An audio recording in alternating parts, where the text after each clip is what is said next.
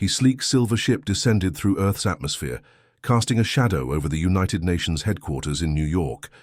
It was 2135, and humanity was about to meet its cosmic neighbors for the first time.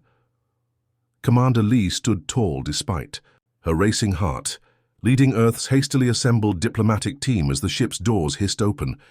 The beings that emerged, the Talons, walked with an otherworldly grace, their iridescent environmental suits reflecting sunlight in hypnotic patterns.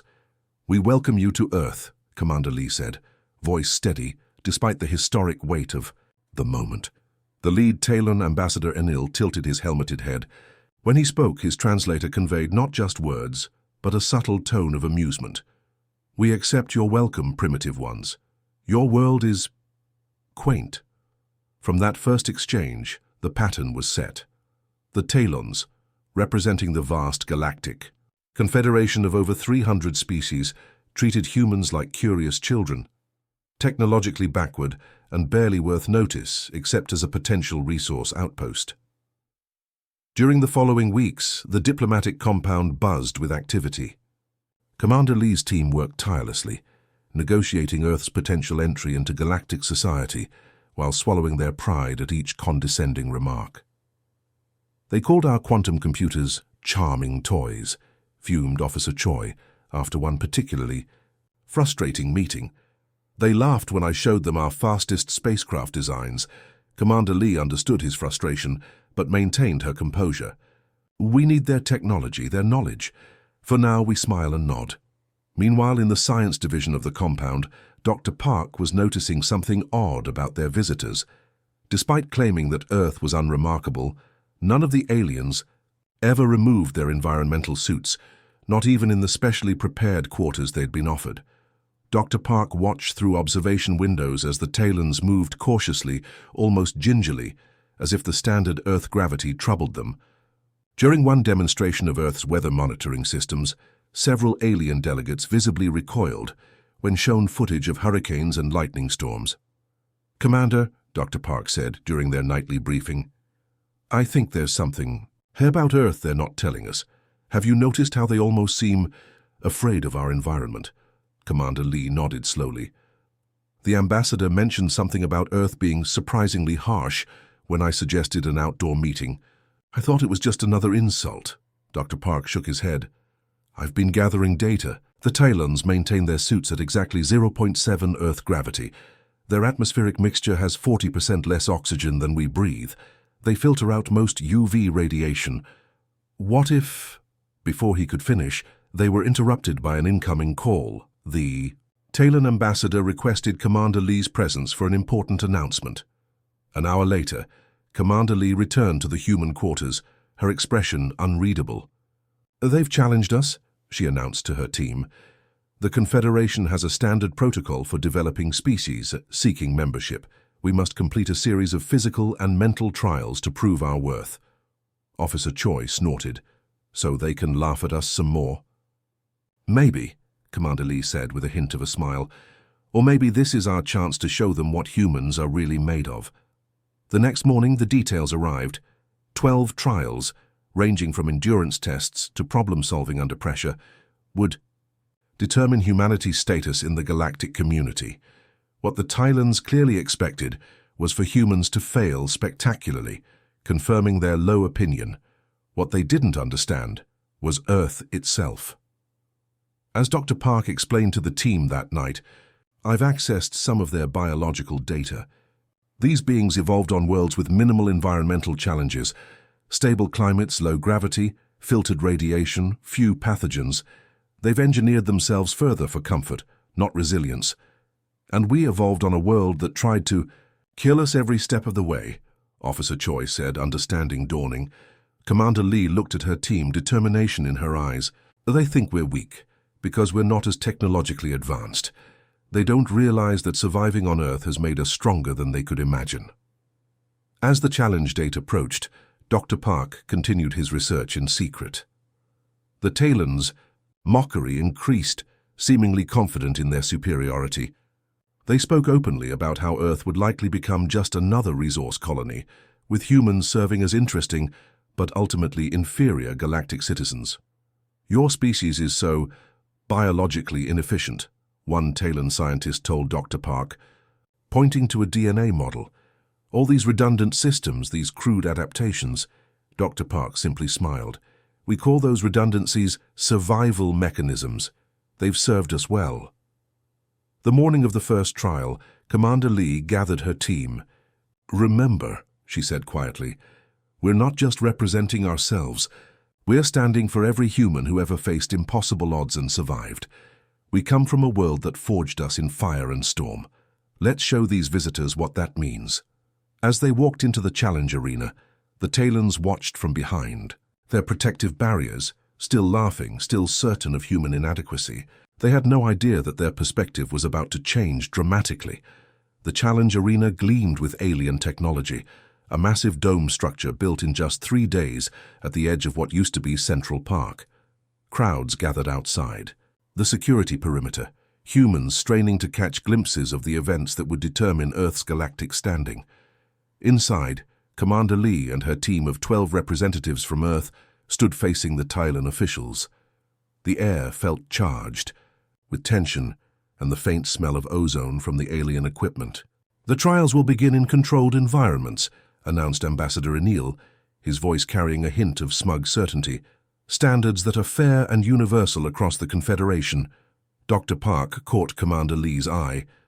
They both understood what universal standards meant. Conditions optimized for species from gentler worlds than Earth. The first trial was a test of endurance. Human and alien participants entered separate chambers where the gravity, temperature, and atmospheric conditions were steadily altered.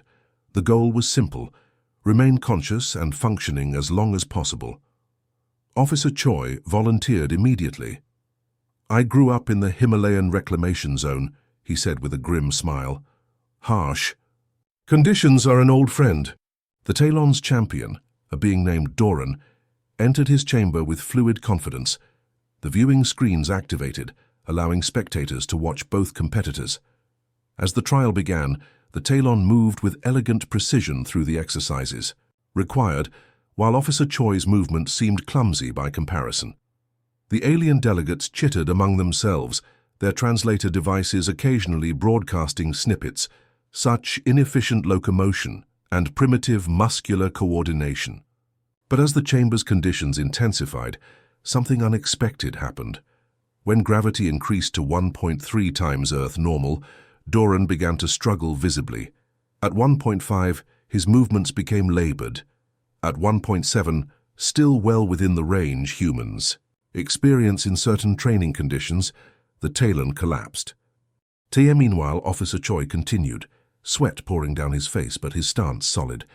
When the gravity reached 2.0, he finally signaled for a stop. The Talons were silent. Perhaps an anomaly, Ambassador Enil finally said. The mental challenges will surely demonstrate the natural order. The second trial tested problem-solving under stress.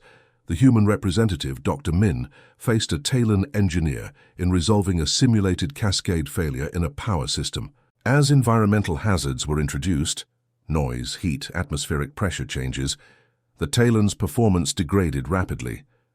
Dr. Min, however, who had worked disaster response in flooded coastal megacities, barely seemed to notice the distractions.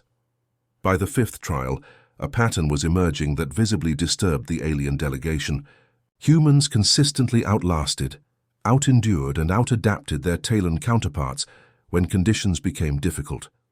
Only in the purely technical challenges under optimal conditions did the aliens maintain their edge. This is not possible, one Talon scientist hissed to another. Their physiology is crude, their technology primitive. Dr. Park, overhearing with the help of a small translator device he'd modified, smiled to himself. The turning point came during the 8th trial. It was meant to test adaptation to unexpected circumstances, a simulation of emergency response during a planetary disaster.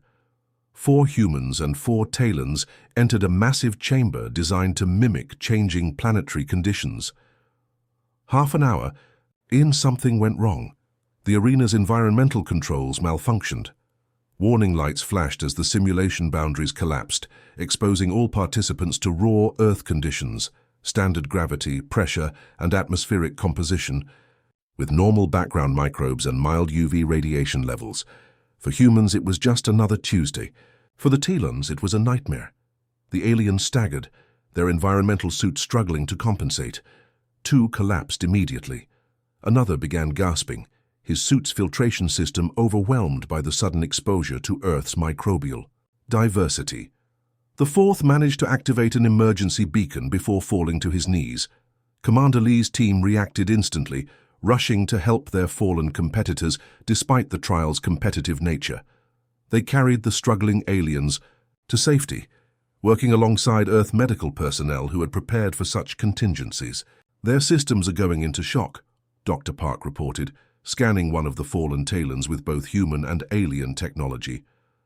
"Earth's normal background radiation, standard atmospheric pressure, even our gravity, it's all overwhelming them." In the aftermath, as the Talons recovered in specially controlled medical units, Ambassador Enil requested a private meeting with Commander Lee.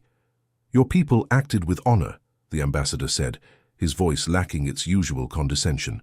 "You could have let our representatives suffer to secure your victory." Commander Lee shook her head. "That's not who we are. Compassion isn't weakness, Ambassador."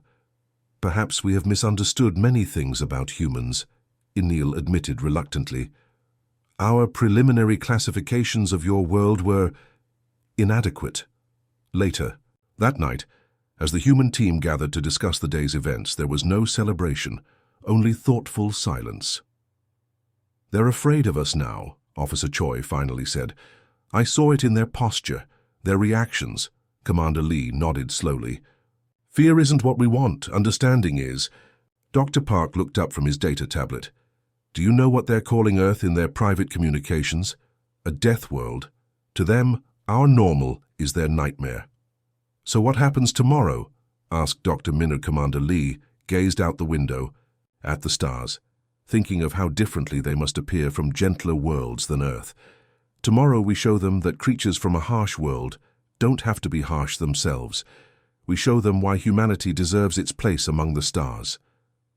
The remaining trials were postponed as the Galactic Confederation representatives urgently reassessed their approach to Earth. Humanity had been laughed at, but no one was laughing now. 3 days after the challenge incident, Earth's diplomatic compound buzzed with unusual activity. Confederation scientists arrived in droves, their attention no longer focused on Earth's technology, but on Earth itself and on humans. Dr. Park found himself surrounded by alien researchers, all asking questions about human biology, adaptation, and evolution. The condescension in their voices had vanished, replaced by something that sounded remarkably like awe. "They want to know how our immune systems work," he told Commander Lee during their brief morning meeting. "They can't believe we breathe unfiltered air containing millions of microorganisms without getting sick." Commander Lee nodded, looking tired but satisfied. "The ambassador has requested a formal continuation of talks. Something's changed." Just how much had changed became clear that afternoon when the compound's alarm system suddenly blared to life. Red warning lights flashed throughout the facility as an automated voice announced, "Solar flare detected. Radiation shields at 70% and falling." The timing couldn't have been worse. Representatives from 12 different Confederation species were gathered in the main conference hall, many having arrived just hours earlier to witness the Death World species for themselves. As the alarm sounded, panic erupted among the alien delegations. Their protective suits activated emergency protocols, helmets sealing tight. But many had removed portions of their gear during the meetings, a sign of growing trust that now left them vulnerable. Commander Lee's voice cut through the chaos. "Everyone remain calm. Our facility has standard radiation protocols. Human staff, execute Safety Procedure 3. The Earth team moved with practiced efficiency, guiding aliens toward designated safe rooms. But the compound's main shields continued to weaken. This was no ordinary solar event. "Primary shield generators are failing," announced the chief engineer over the comm system. "Switching to backups, but we'll have partial exposure for approximately 40 seconds. Those 40 seconds changed everything. As the shields flickered, unfiltered Earth conditions flooded the compound. Nothing extreme by human standards, just normal background radiation, regular atmospheric pressure, standard gravity, and the usual complement of airborne microbes. The effect on the alien visitors was immediate and shocking. Several collapsed where they stood, others staggered, environmental suits struggling to compensate. Even the Talons, among the hardier Confederation species, visibly struggled to remain upright. Dr. Park and his medical team worked frantically, moving from one fallen alien to another. "Get them to the isolation chambers," he ordered. "Their systems are going into shock." Through it all, the humans in the compound continued working normally, barely noticing the conditions that were debilitating their galactic visitors. Hours later, when the crisis had passed and the alien representatives were recovering in specially controlled environments, Ambassador Enil requested Commander Lee's presence in his medical chamber. The ambassador lay on a recovery bed, his environmental suit fully restored, but his usual composure shattered. "You knew," he said simply. "You knew what your world really is." Commander Lee shook her head. "This is just Earth to us, Ambassador. We evolved here. These conditions are our normal." Normal? The word seemed to cause the ambassador physical pain. "Commander, there is nothing normal about your planet." The Q. Radiation levels alone would cause genetic damage in most Confederation species within days. Your atmospheric pressure would crush the respiratory systems of 30% of our member races. The microbial diversity in your air would overwhelm any standard immune system. Dr. Park, who had joined them, pulled up data on his tablet. "I've been analyzing the Confederation's planetary classification system from the data you shared. Earth would rank as a Class 12 death world," Enil interrupted. "We know. Our scientists confirmed it an hour ago." Commander Lee and Dr. Park exchanged glances. "What exactly does that mean?" Lee asked. "It means," Enil said slowly, "that out of over 12,000 inhabited worlds in the Confederation, fewer than 15 fall into this category. Worlds so challenging that evolution there produces species with remarkable traits." The ambassador's view screen activated, showing a galactic map with tiny clusters of stars highlighted. "These are the homeworlds of what we call Death World species. Most are protected members, valued for their unique abilities." There was a new note in the ambassador's voice, respect tinged with fear. "We had no idea Earth qualified. Your technological development is unusual for such a world. Most Death World species focus primarily on survival for millions of years." Dr. Park couldn't help but laugh. "We did focus on survival. We just decided technology would help us survive better." The next day, Commander Lee called an emergency meeting of Earth's diplomatic team. The room was tense with anticipation. "The Confederation has officially reclassified Earth," she announced, "and with it, humanity's status in galactic society." "Officer." Choi leaned forward. "They're not laughing anymore, are they?" "No," Commander Lee said quietly. "They're afraid, and that brings its own problems." She activated the room's display, showing footage from Confederation ships in orbit. Their weapons systems were now clearly visible, no longer concealed as they had been during first contact. "They fear what they don't understand," Dr. Park said. "Creatures evolved on gentle worlds can't comprehend how our challenges shaped us." Commander Lee nodded. "Our job now is to show them that strength doesn't have to mean threat, that a species forged in Earth's crucible can use its resilience not just to survive, but to protect."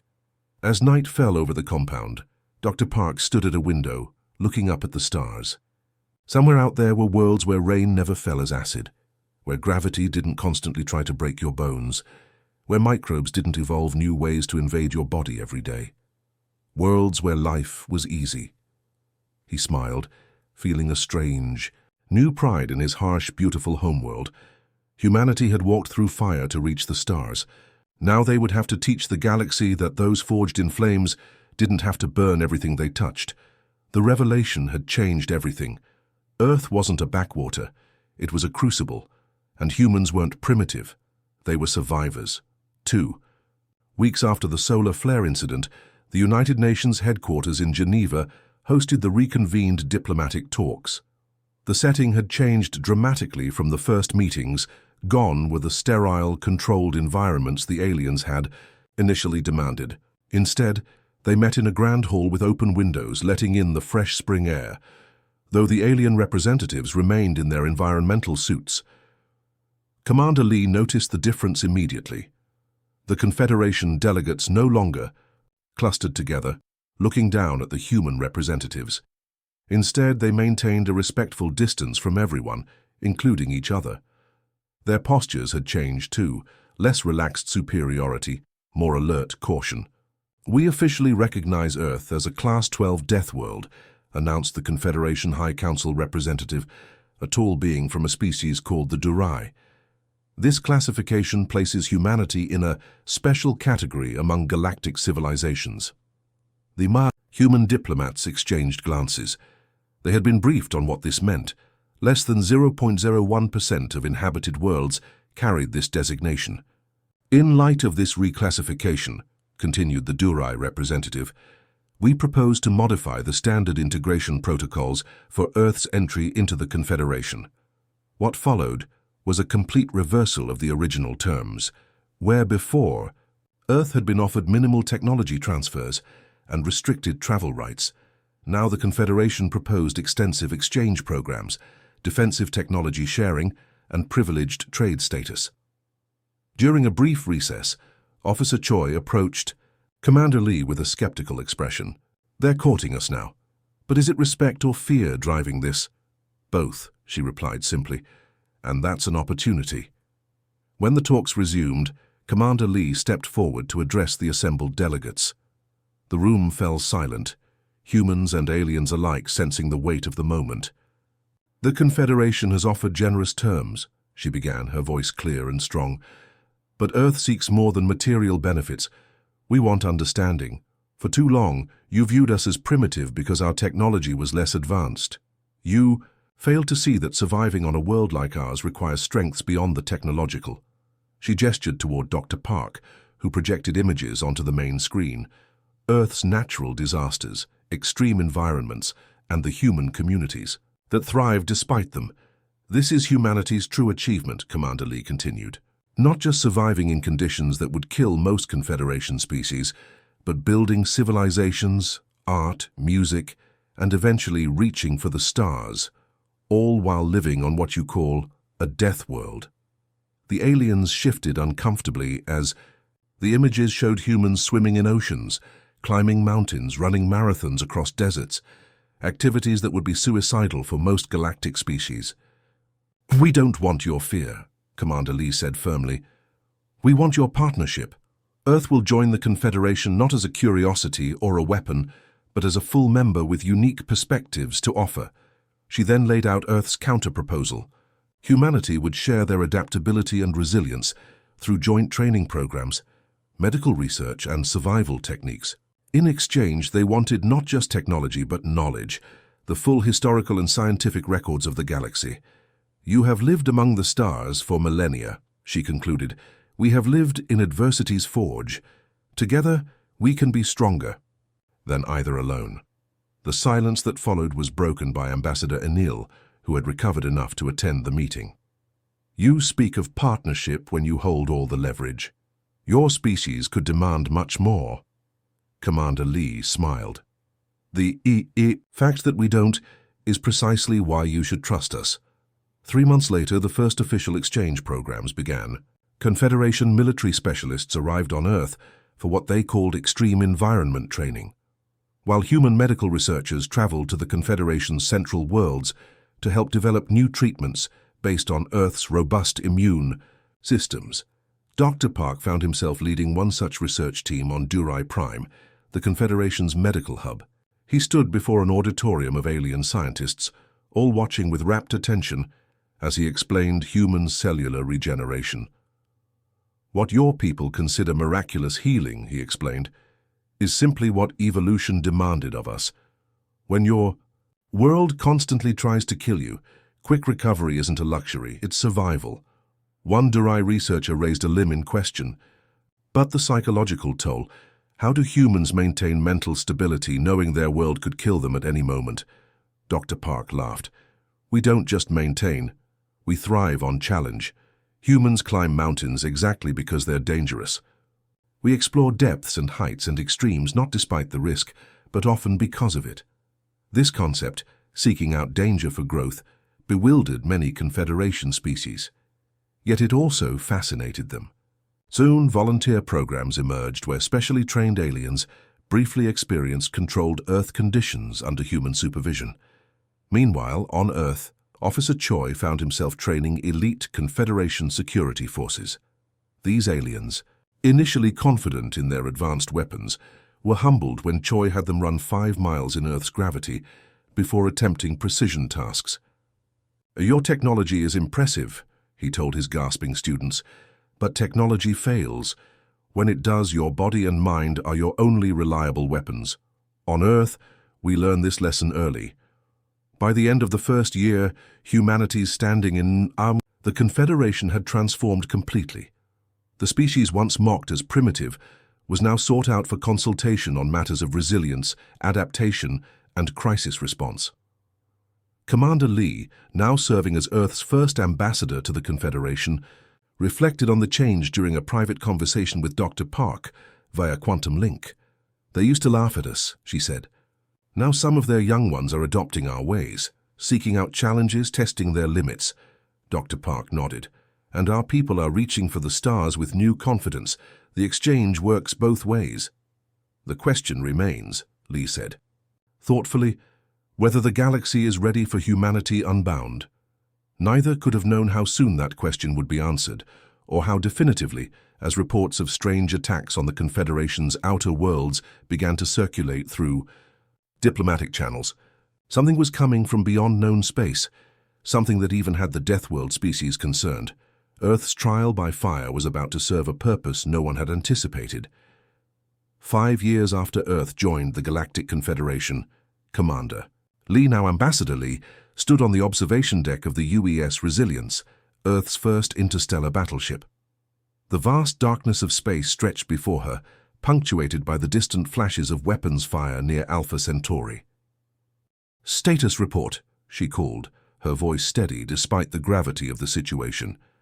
"Confederation forces are falling back on all fronts," reported Captain Han, her former security officer, now commanding Earth's flagship.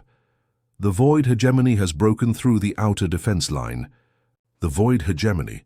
No one had seen them coming until it was almost too late.